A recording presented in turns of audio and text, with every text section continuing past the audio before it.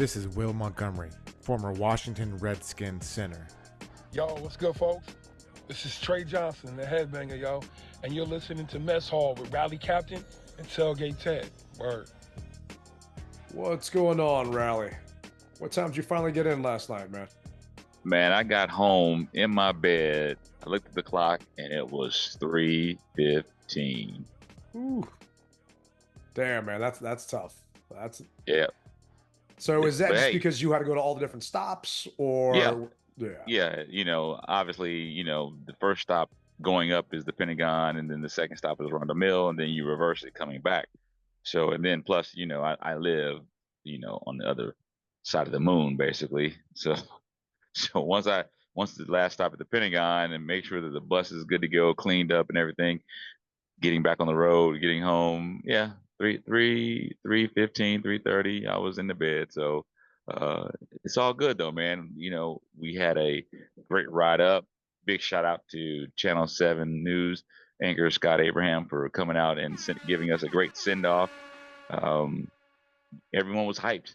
As you saw in the video, if you guys haven't had a chance to see it, we were all pumped, and it's one of those things that once again, we allowed another team to control the destiny through us.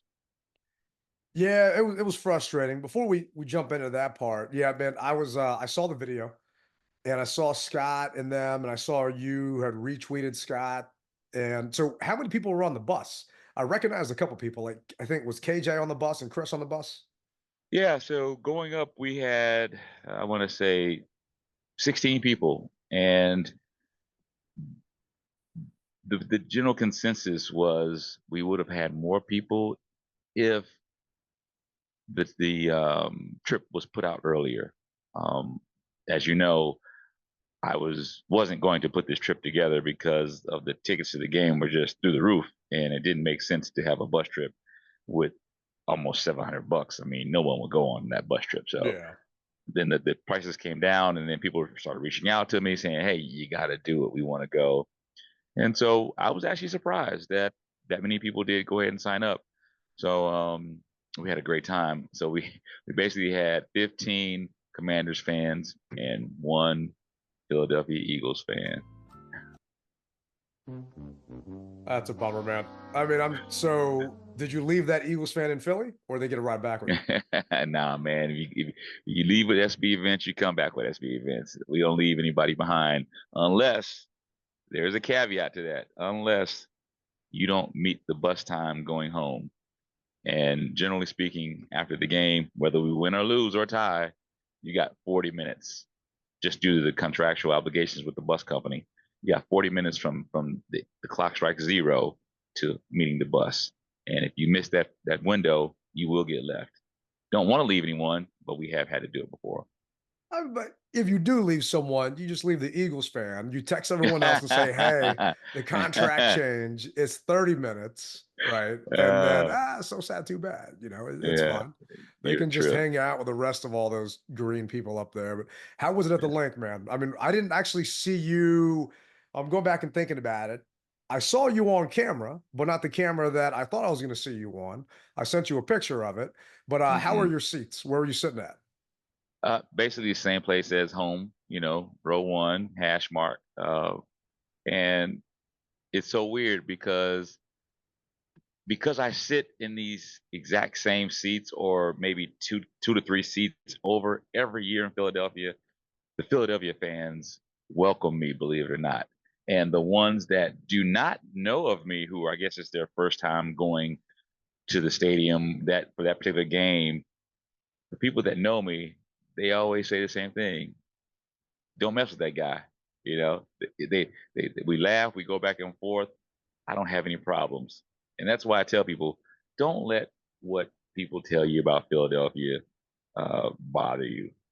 They will talk trash to you, no doubt. And it's their God-given right to talk trash, but they won't put their hands on you.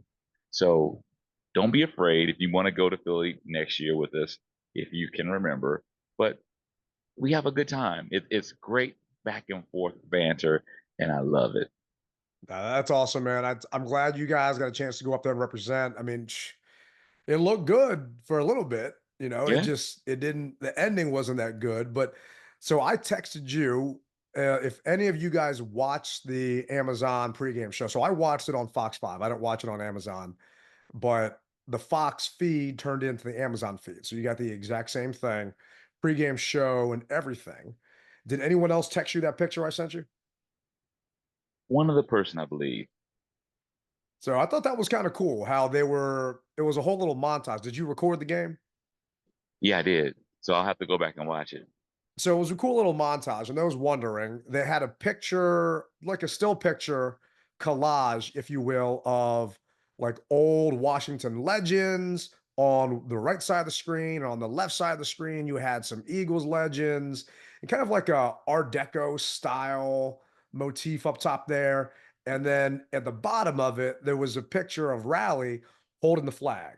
Right. And I thought that that was actually badass that they just ripped that off of who knows what website and then put you on there and added you.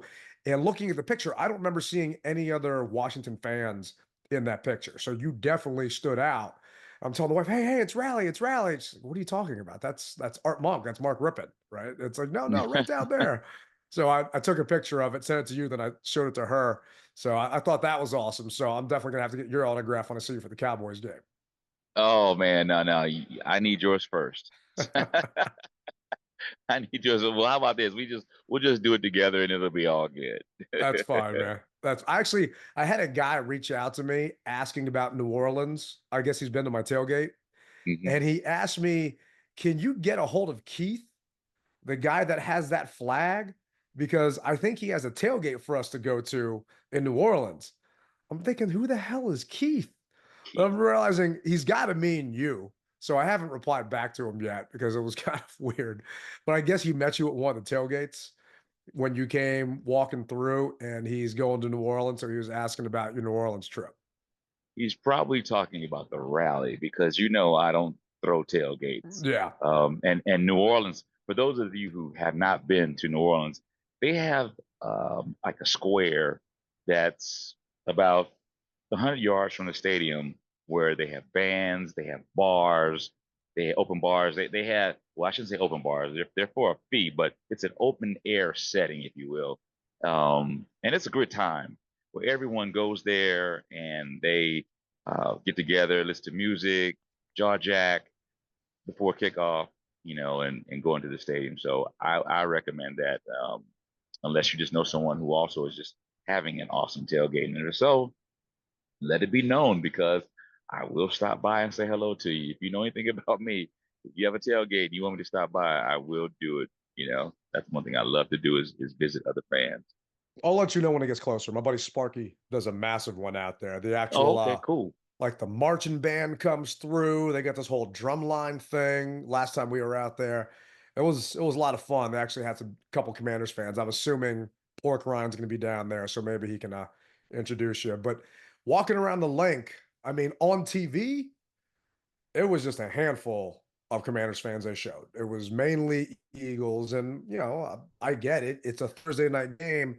I used to work with, still keep in touch with. He's a big Eagles fan, big Philly fan. He was tailgating at 1 o'clock, right? Their Yeah. lot opened up at 1 o'clock.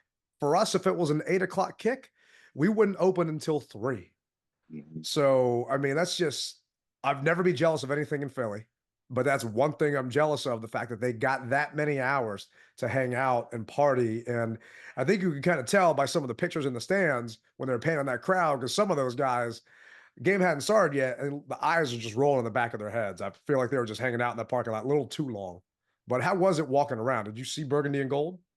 Yeah, I saw Birdie and Gold. I mean, don't get me wrong. I would say it was probably 95 to 5% if you want to go that route. If you want to divvy it up. But so, I I I gotta tell you, I don't like Philadelphia, but I do like their their what's the word I want to use? Their loyalty to their teams. And their loyalty, if you haven't been to a game in Philadelphia, is exceptional. It really is. Their 50-50 raffle Ours barely breaks 30,000 basically every week that we play a home game. Guess what their 50-50 goes up to during their games? I'm assuming it got up to like $1.20 or something like that. Yeah, like 160. Damn. 160. That's That's incredible crazy. for their 50-50. Yeah. But once again, they are loyal fans. They believe in doing that. And I'm sure that they haven't had issues that we've had in the past where people may not be as willing to give. But so that's on the good side, if you want to say that. I got a lot of bad. I got a lot of bad, brother, and I'm gonna kick this thing off right now. All right. First things Bring it. first. First things first. They have no true bus parking. They have no true oversized vehicle parking. At least that's what they'll say. So every year we park in the same parking lot. This year we get up there and I'm telling the bus driver, "Yep, you're gonna turn right on Patterson and we're gonna make a left into this lot." We get there and the guy, and I'm not sure if he saw me or just saw some burgundy and gold. He's like, "Nope, buses can't come in here." So we're like, we park here every year. It's a cash, basically a cashless lot, meaning you pay with your credit card. You don't have a permit per se, where all other places require you to purchase a permit in advance, or you can use your credit card to pay for oversized parking. Nope, this isn't it. This isn't it. Well, where do we go? You go to lot M, M and N, if you will. Okay. So now, because traffic is hectic, we got like 20 minutes before kickoff. And so He can't I'm just saying, drop you all off and then have the bus go park. well, the thing is, because you don't know where you are, and I'm going to get to that. I'm going to get to that. So, well, how do we get to lot M? Keep going straight. There's 3 lights down to your right. Traffic is stop and go. Everyone's trying to get into the other lots, if you will. So finally, we're about 15 minutes to kick. And I said, "Bus driver, stop the bus in the middle of the road. I'm going to give you my credit card.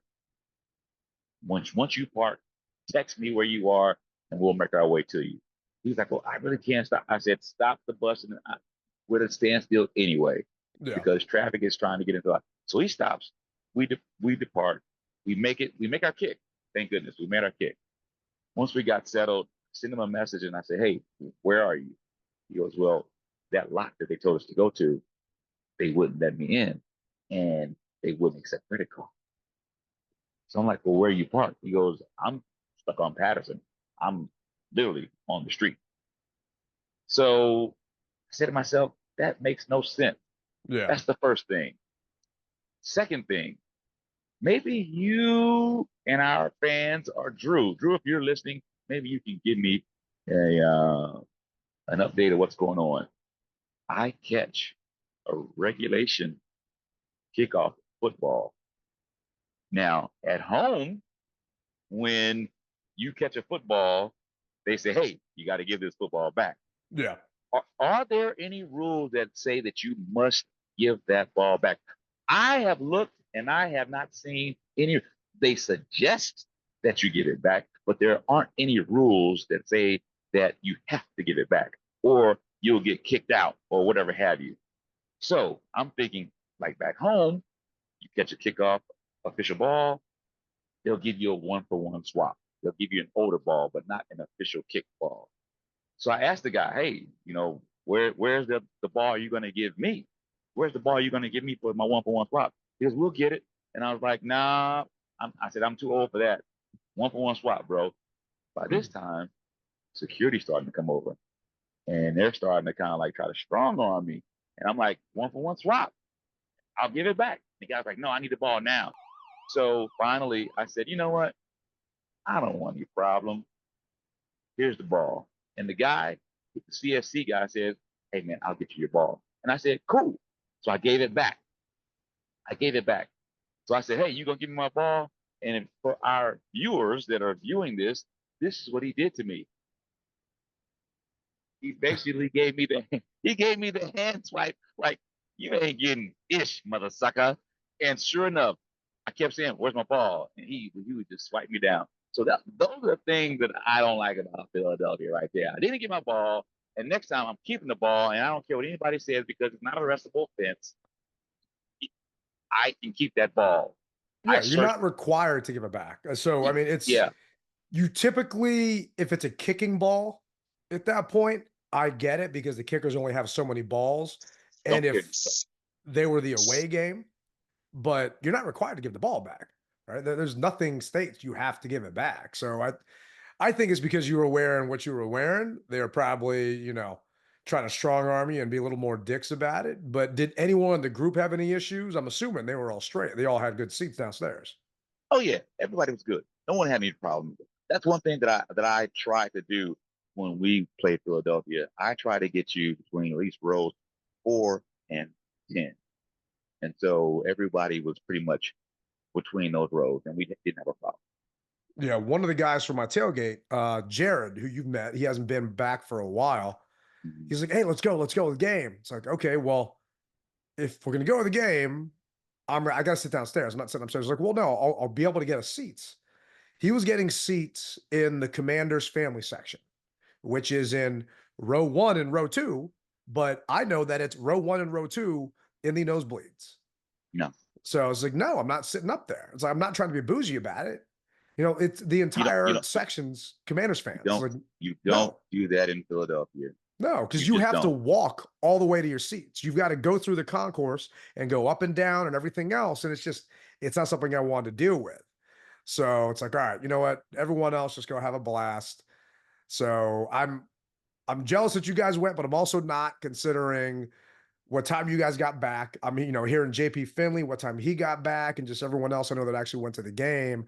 On top of that, the fact that the game ended up the way it ended up. I mean, I did hit my Saquon bet that I mentioned on the last pod. So, Yeah, if yeah. we would have won, I'd be having a steak for dinner tonight. But what were you thinking, man? Going into the game, I mean, heading into halftime, we're winning, right? We got the lead. What were you thinking at that point?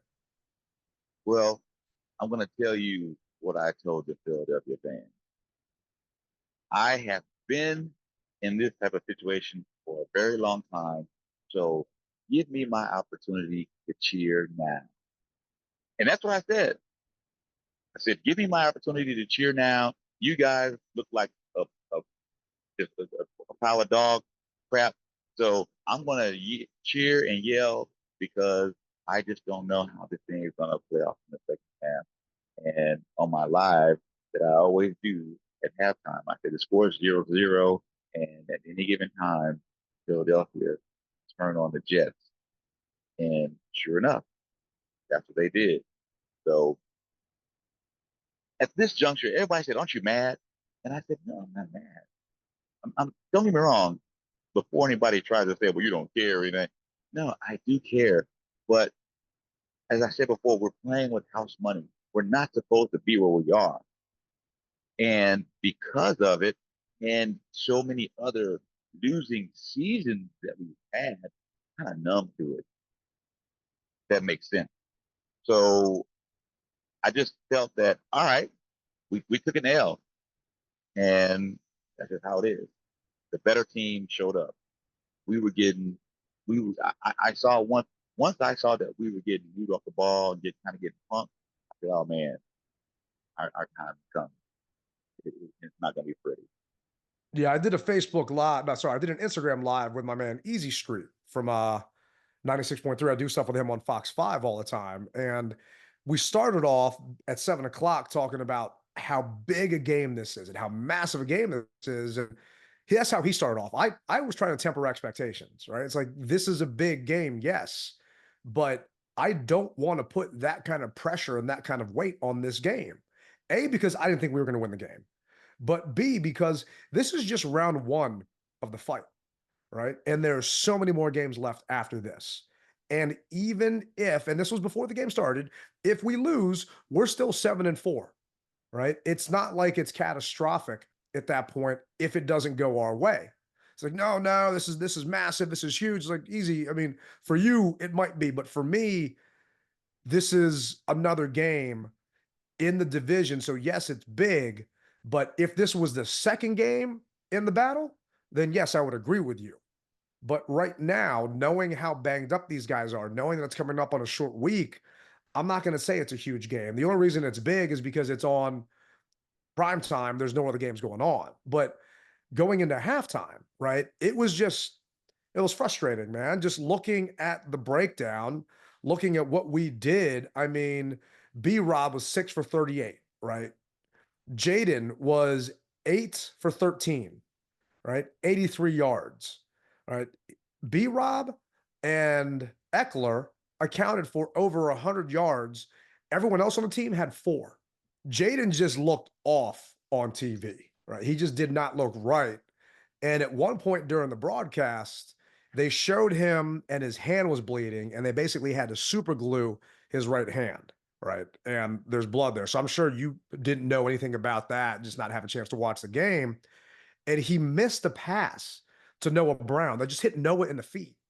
And Noah was open. It wasn't right. There was something going on with him. And London Fletcher asked, do you think that's because of his hand? Logan Paulson said, no, Jayden's having rotational issues, meaning he's not fully rotating his body into throws and actually putting his entire body into it. I mean, what did he look like from your vantage point out in the stands? Well, it looked like something was wrong. I don't know exactly. Obviously, you're live, so you can't see it because things are bang bang. But it just looked like something was wrong, something was off. It looked like he maybe have even have been rattled. And the thing that I noticed is he was always backpedaling throwing the ball. He wasn't stepping into his throw. And if he's hurt to that point where he can't make the critical throws, then I say pull the young man. Not that he doesn't have the eye of the tiger and the eye of the tiger. Not that he doesn't have the heart of a lion and he wants to win. We all want, but if you truly can't go and it's affecting your play, that's when they have those big posters and T-shirts that say in bold letters, very big team, and then underneath team is small letters me. So overall team you would take effect, and if he's not doing well, take him out. I keep trying to tell people we are so far ahead of ourselves right now, and it didn't help the fact that we jumped out basically and went on a 5-game winning streak. Was it 5 games? I believe it is. It didn't help that we did that, but now we are where we are. And if the young man isn't right, we can still win because Mariota came in and we won. So let the young man heal. Luckily, we've got 9 days and a wake up before the next game, so that might help. But he just didn't. He didn't look right. He looked rattled. He didn't look good to me either. And this is actually what DQ had to say about it. Has Jayden been limited at all by the rib injury or any other season? Early on, he was, Nikki. Probably the first game back, and then it started trending for sure better. But I think it's fair to say the first game after Carolina, not sure who that was against, and then that's an injury that gets better. But in this game, No. So according to DQ, he wasn't limited in this game, but anyone that watched the game or saw the game, whether you were there or on TV, he wasn't Jayden. He wasn't stepping into his throws. You hit the nail on the head. He's throwing off his back foot. He didn't look comfortable at all in the pocket. At one point, he could have scrambled for a first down, and it seemed like he just didn't want to kick it into gear. It was just very odd. And this is the first game where I'm frustrated with this coaching staff because we were in this game until middle of the fourth quarter. 2 weeks in a row, we have had a lead in the fourth quarter. And 2 weeks in a row, we have given up that lead in the fourth quarter, right? And I'm not even talking about the fourth down yet. But he is short hopping balls. He is missing open receivers. He is just not going through his progressions. The fact that Terry, and I'm going back and looking at my notes, Terry didn't get a target until 10 minutes in the fourth, didn't get a catch until 10 minutes in the fourth. I mean, That's a problem. So I went back and watched the All-22. Quinyon Mitchell, that kid that they drafted, they weren't doing anything special. The kid locked Terry down. I mean, at one point, he was on Terry for 11 of 15 snaps, and Terry just wasn't getting there. And then the other couple times when he did get open, Jayden just didn't see him. It's like he was worried. And you can tell that he's not the same QB from a couple weeks ago. So why don't you do the young man a favor and take him out the game, knowing full well that you can use the ribs and the injury as the excuse, not the poor performance, and knowing full well that you've got 9-10 days to let him get healthy and that this is still his job, that at no point in time is 18 taking over. I just don't know why they left him out there to dry. I mean, it made no sense to me. The kid was struggling, and you're wrapping his ribs after every single possession. You're not wrapping him because he's fine. You're wrapping him because something is wrong. So What do you why mean? leave him out there? Oh, you What do didn't you know mean that? What do you mean wrapping his ribs? After every single time he came to the bench after being out there, they put a wrap around his ribs, right? It's not a flak jacket. They said it's not heat. I don't know if it's some type of compression, but they have been wrapping his ribs with something after every drive when he comes out. And that was during the Steelers game, and that was during this game. I'll have to So look at that. I'll have to look at that. But you brought up a good point. If that's happening, okay, let's since everybody wants to compare 2012 to now, the difference between 2012 and now is there's no quarterback competition. So, as you stated earlier, you can say, hey, the young man is still injured to the point where it's affecting his performance. And because of it, we're going to sit him. But mind you, this is his team once he gets better. There's no shame in that. no. And as a coach, it goes back to also to when Andrew Luck played and the Colts were getting their butt kicked. And Andrew had a issue going on, and the coach says, "This is just one game, kid. I need you for years to come. I'm protecting you from yourself." They pulled Andrew Luck. This is the same type of thing that needs to happen with us. We need to pull the kid, or not the kid, the young man, and let him get his due rest and let him heal to the best of his ability. There's no quarterback controversy. We all said that we don't want Mariota to come in, but in a situation like this, I will welcome it with open arms. And I feel as though when you are missing the fundamental throws and you're hampered that much to where you can't see the field, that's the time to go ahead and let it go, man. Bring them in. Bring them in. Yeah, it's frustrating because now you've got different people out there talking. Is Jayden Daniels hitting the rookie wall? Right? They're comparing his first 7 games and then his last 2 games, or whatever it may be. Right? Is he hit the rookie wall? What's going on? Is Cliff Kingsbury, is this the second half slump that Cliff Kingsbury is so famous for? Right? It's like, no, I'm sorry. I don't think it's any of that. I think it's the fact that the kid is just not 100% right. And this time of the season, players are going to be banged up, right? No one is 100% this time of the season. Maybe your long snapper, but that's about it. But actually, I think our long snapper was on the injury report last week. But no one is 100%. So I get playing hurt, but playing hurt to the detriment of yourself and to the detriment of your team in a big game like this, in a close game like this, is what frustrates me the most. Dan Quinn should have seen it. I know he saw it, right? I don't know why he is trying to trick everyone and say, no, Jayden's okay. He's not hampered by the injury. We can all tell that he's hampered by the injury. Who is he trying to fool? Right? And it's not like anyone's going to lose confidence in the young man. We know what he can do when he's healthy. So we all just want to see that again. I just don't get why they're trying to pull the wool over our eyes at this point. This is something that Rivera would do. This is not something I would expect from this coaching regime. I don't like it. As I said before, big bold letters team, under the team, small letters me. And at this juncture, the team takes over from the me. We've got to do better, and your coaching experience should tell you that. But hey, man, overall, you win as a team, you lose as a team, and we lost as a team. We definitely did. I mean, I can't fault the defense to a degree, right? They did a good job at first, but the offense, I mean, going back and looking at it, they were 3 for 12 on third down. I mean, your defense is going to get gassed, right? Your defense just got tired. And did you hear Dan Quinn's excuse for the 4th and 2 on the field goal or the no field goal? No.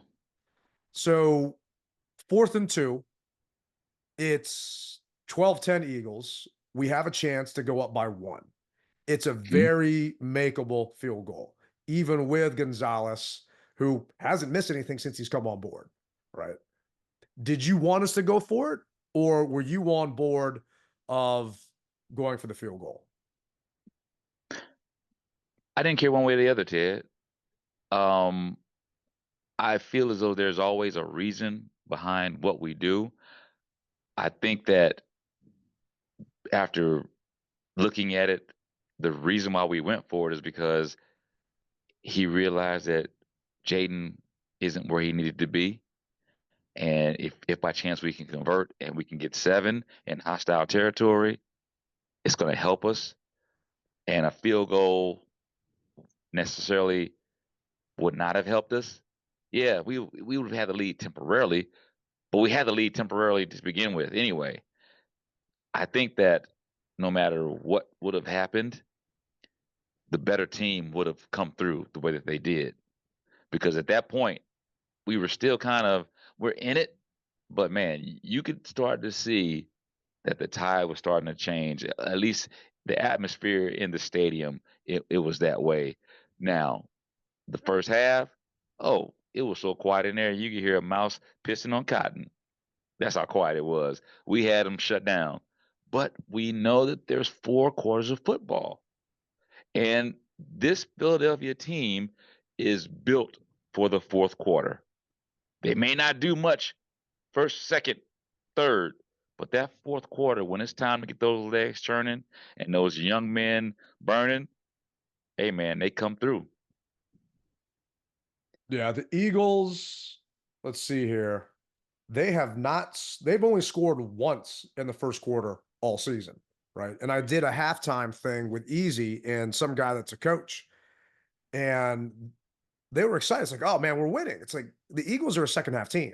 We may be winning right now, but this is way too close. And I'm not comfortable at all. On top of the fact that BSJ had an issue with whatever the hell was going on with him and going back and forth, we just did not look comfortable. And then comes, fast forward that 4th down. This was DQ explaining why he did what he did. Okay, let's start off. Biggest play, obviously, to go for it, and 4th down and 2 at the 26. Bold call, but I would also say we were prepared for that moment. Don't love the execution, but we've been an excellent 4th down team. So going into it, we knew we'd have to take our shots against a tough division team on the road, and we thought that was an appropriate one. Certainly don't like the execution and the result, but we were prepared for that and being bold into those moments, knowing we'd have some 4th downs. But that's one we can fix. On the 4th and 2, how much does it factor? Like they were starting to use the ball on Jason. So does that factor into your decision? It did. Yeah, all of it did. But we also felt strongly, so I guess I felt even more strongly there, John, just because of that. So he's basically saying they went for it because the Eagles were getting momentum. Well, that's what I just said. Yeah. Yeah. If you were at the freaking stadium, you could tell.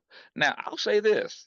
I feel, and I know that you can't go back in time, but I feel that if he hadn't bobbled the snap, because it looked like he bobbled the snap live. He did. So he did. Okay. He did. So if he hadn't bobbled the snap, I believe that we would have converted. But the fact is, it happened, and you get what you get. So I'm not mad. I will never be mad at what they do. I thought that, like everyone else, for the most part, we were like what, 13 for 13 on fourth down conversions. 11 for 11, and we've 11 been for 0 11. for Okay. 2 the past couple weeks. But so I am mad about it, right? Okay. It was 1st and 10, and John Bates appears to get the first down on TV. They gave him a bad spot, right? They moved Another it bad back spot. to 2nd and inches, right? Quinn didn't want to challenge it, whatever. Then it's 2nd and inches, and then we get stuffed, and we are going backwards. It's now 3rd and 2. 3rd and 2, we don't get it. Now it's 4th and 2. Like, the offense was not moving. And to me, this was Dan Quinn taking his game plan from the Bengals game and then trying to use it for the Eagles game. The Bengals put up a ton of points. You have to go on 4th down. You have to put up 7 versus 3 at that point. But this is a Thursday night game, right, where you don't have a ton of rest. Your guys are tired. They're not going to be able to give you 100%, right? You can't think of it in an isolated scenario. Your offense at this point was beyond struggling. Jayden did not look good. Nothing looked good about this offense. So if I can get a gimme to go ahead by even 1, I'm taking it, especially because my offense looks like crap right now. And that's the issue I have with what happened. If you get it, you're not even guaranteed to get any further at that point. You're not even guaranteed to get a touchdown because I think we were on the 26. So who knows what's going to happen? No, you were on the 29 at that point. And the fact that you are now lining Jayden up from under center, where he never lines up from under center on these plays, this is actually what Jayden said happened on the snap. Well, on the 4th down play, what happened for your play? Looked like you bobbled the ball a little bit, or? Yeah, I mean, I got to be louder with the cadence, so I take fault on that. Tyler probably didn't hear me, so it was the delay with the little snap. So it gets loud down there. You know, we're under center, especially in that type of situation, that part of the game. So I just have to be louder. Snap didn't come out. It was too loud, right? It's just all those factors have to come into play. And that's what frustrates me with, strike 2 for Dan Quinn at that point. Because the second we didn't get it, the Eagles, they took the game over. They 2 touchdowns in 20 seconds, right? I mean, it was done. The fat lady sung. And they basically gave up at the end of the game. You had 2 timeouts left going at the end, and you're down by 2 scores, and there was no urgency to try and actually score, put points up, and get a onside kick and everything at the end. It was just, granted, onside kicks aren't successful, but they not all the time phoned but it in. yeah. So it's weird that you say that, because I had Philadelphia fans saying, you guys don't want to win this game, you're digging and dunking instead of going down the field. And I couldn't say anything. And normally I've got a lot to say. When somebody tries it, but I couldn't say anything. I just said I don't understand it. And we finally did get another field goal, and then we got a onside. touchdown. Oh, it was a touchdown. Yeah, we got the touchdown, and then the 2-point conversion that they reviewed. But I mean, I'm looking at the play. It was an 18-play drive, 4 minutes 10 seconds. Right, there was no urgency at all. You have a 7-yard pass, a 1-yard pass, a 4-yard pass, a 5-yard run, a 6-yard run, a negative 4-yard run, a 3-yard run, a 4-yard pass. Right, it was just frustrating to watch. I cannot imagine how frustrating it was to see in the stands there, knowing, and they just kept showing all these Eagles fans celebrating. And at that point, I wanted to turn the TV off and just listen to the radio. Because, I mean, I'm glad it was a night game, because if it was a 1 o'clock, I would have lost my appetite for dinner.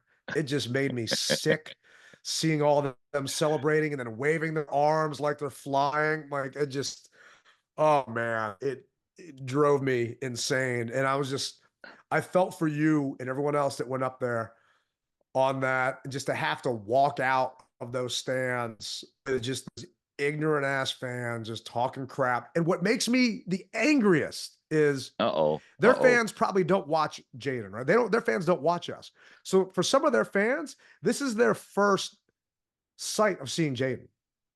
They think he's a bum. And we know for a fact that's not the case. But just for the fact that their fans think that, haha, the Commanders got a dud. And I cannot wait till the rematch, man. Well, let me say this. So the fans that were in my section didn't take it that way, and maybe the majority of fans do think of it that way. But the guys in my section says, no, you guys are going to be a force to reckon with, but you're just not there just yet. And truthfully, so if we really want to be realistic with ourselves, we're not there yet. We're not there yet. Yes, we have won some games, and it feels good to be in the conversation again and not be the jokes of the NFC East. But we aren't there just yet. We need more, and we don't have more. Now, I will say this: I did like the change that we had with BSJ and Davis came in. Davis. I didn't see anybody throwing the ball over the top. I didn't see that at all. And I just felt every time that, say, BSJ came in, now, man, is this going to be the one that go over the top with him on? But when he was, because a lot of times they played him weak side. So he was never really truly one-on-one with someone. It was always somebody else. So the defense stood up except for that last little bit. And, you know, whether it was they were tired or whatever you want to call it, I don't know. But Philadelphia had the same amount of rest as we had. So what does it come down to? They've had their bye. So, I mean, they've had a chance. So, yes, they did play on a short week just like we did, but they have had their break. You know, the good news is, you know, we have 3 games in 30 days if you look at the calendar. So we're going to have some rest in between, and when everyone else that had their early bye, they're going to be bitching and screaming because their bye was early, and we're going to have a bonus because our bye was late. But our defensive backs played a heck of a game. Mikey Sanders still was the highest graded player at PFF, dude. The guy, straight dog. His coverage grade was a 90. I mean, he's tipping balls left and right. You wouldn't know that AJ Brown had size on him the way that young man was playing. And the fact that he's a rookie, it's like, if I am Emmanuel Forbes or Forbes' agent, I am playing that tape and saying that is what you need to do if you ever want to get back on the field. Who pissed me off? Our defensive line. Dorrance Armstrong in particular. We talk about 4 rushing as 1, and he did not do that. He constantly overran plays and gave Jalen Hurts creases to step in and either get out the pocket and make a throw or just run. He was over pursuing. It reminded me of Chase Young and what he would do back in the day. And next thing you know, they're not running and keeping their contain. He's not keeping his contain, and all of a sudden, boom, Saquon just cuts right up.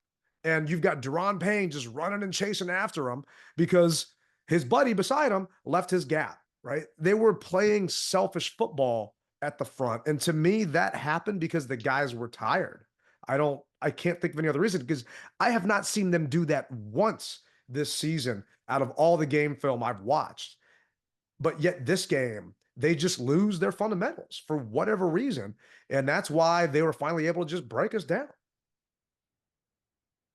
Well, whatever the case was, the Philadelphia Eagles came out on top. The Commanders have plenty of tape to talk to the players about. And we always say, people lie. The tape don't lie. So do you feel that these are fixable things, or we just throw caution to the wind and say well, the season's over, as I've heard so many people say? And I'm like, the season ain't over. It's far from over. Season's not even close to being over. You're getting in the playoffs if you're getting 10 wins, right? And this was actually something I think I saw on NFL Network this morning. Their bet of the week, or maybe not the week, but their bet was the Commanders win total went down from 11.5 to 10.5 after this loss. So if you think we're going to win 4 more games, you can get the Commanders again at a 10.5 points to actually put that bet in. And I did it this morning. I think we're going to win at least 4 more games. The Cowboys coming up. Yes, it's a division game, but I think we're going to win that game. You got Tennessee after that. After that, I think we're going to find 2 more wins, whether it's Atlanta or whether it's the Eagles down the road, or maybe it's a Cowboys we sweep. The season's not over by any means. Winning the NFC East, that's going to be tough. But guess what? You can still host a home playoff game if you don't win your division, right? We just got to get a higher seed at that point, which I think this team can do. Going back to, is it fixable? I'm looking at these PFF grades. What your defensive line did was atrocious. Cleveland Farrell had a 40. Deron Payne, a 39. Dorrance Armstrong, a 37. Dante Fowler, a 33. Phil Mathis, a 30. Johnny Newton, 28. All of that is fixable, but you got to get guys healthy and got to get guys right. And all those guys I named were not on your injury list, but I just think that a Thursday night game, they just weren't up for it. And we got punched in the mouth and couldn't do anything to stop it at that point. Okay. I will take your word for it. I mean, for you, what do we need to fix? Obviously, something's broken right now. I'm hoping that it just boils down to rest. That seems to be the general consensus, that we need rest. I need them to put Jayden through a battery of tests and be truthful with themselves, and he be truthful with himself. And if he can't do it, sit him down for a week. And you know what? Since the Cowboys have come limping into town, maybe this is the week to do it. I'm not going to say that it will be an easy win, but they are a wounded dog right now. And I feel as though if you keep Jayden in and he's truly hurt, you are giving them the advantage versus allowing someone who is capable of running the offense to dominate, because you're neutralizing everything that you have, and you don't want that against the Cowboys. Yeah, if we put up a dud against the Cowboys, I mean, this town's going to implode.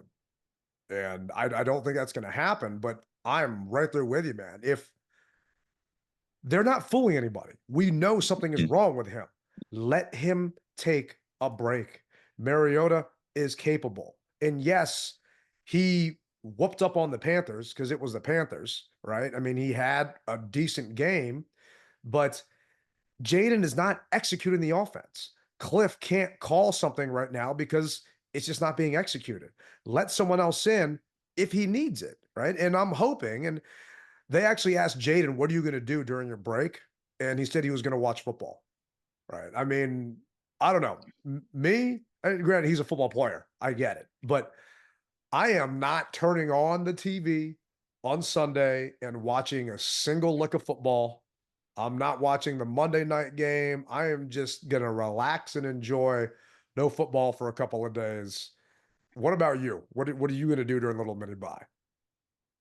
Relax and not think about anything. Which honestly, I think that's what these guys need to do. Like the new Call of Duty just came out. Jayden, you jump on that, man. Put the VR goggles down for a little bit. And, I don't know if he can sit in like a cryo thing or whatever else to help himself regenerate, but I'm sure they got that stuff sitting out there in Ashburn. No, I think honestly what Jayden needs to do is view the tape of himself and have an honest talk with himself in this time. That's what I believe he should do, and say, you know what? I mean, I don't think he should do what the kid from not Carolina, but Indianapolis did and tap his helmet and tap out unless you truly can't go. And this is the time to do that. Let's be real, man. They said with the kid from the Colts, Richardson, if you were injured, we understand. we understand. We don't like it, but we understand. But because you're tired, you tap out? No, we don't understand that. If the kid is truly injured, let him tap out. We as fans, we will understand because we don't like losing the way that we're losing. And we see it, as you said. Everyone sees it. So give him an out. You said in the beginning, not you, Ted, but the coach's staff said we didn't want to put too much on his plate to bring him along. Well, now you're doing him a disservice by keeping him in without bringing him along. Yep. It's I'll have to go back and show it to you. But I mean, the wrap they're putting around him, I thought it was for heat. I mean, it's not, according to them. He is obviously affected. Something's going on. Get this kid right, whether it's these 10 days before we got Dallas or Mariota comes in for this game, and next thing you know, he comes back for the Titans game. Whatever it may be. I mean, after the Titans game, we got the bye. So whatever it is, just get him right because season ain't over. Not even close to being over. We are going to the playoffs, right? Yeah. How healthy is he going to be going there? That is all that matters because this team is going to go as far as 5 can take us. The defense did what they could for as long as they possibly could. And I really think that if Mariota came in, we would have been able to get over the hump and still win that game. But this coaching staff, you said Jayden needs to take a look at himself. This coaching staff needs to take a look at themselves and say, hey, we got to, do what's best for the other 52 guys on this roster on top of 5. Yeah. Because collectively, it's a team effort. Yeah. Well, good news is we got a break. And for those listening right now, we are not going to do another show until Thursday next week, just because this was our recap. We typically would do a recap on Monday. So go back, listen to the past shows. The entire catalog is there. Share it with your friends. We appreciate that. Go buy some Don't Sleep Energy. Help us out. Rally, I'm sure, could use some after not getting home till 3 a.m. But I just want to let everybody know the schedule coming up this week, just because of the short week, is changed a tad bit. That's why we're recording this on Friday. But, man, I hope you do get a chance to relax because, I appreciate you jumping on, especially after getting back at 3 a.m. Oh, brother, let me tell you, my bed is calling. Well, take a break, man. You earned it. These guys earned it. Hopefully we all get a chance to relax over this mini bye week. Definitely, man. Definitely.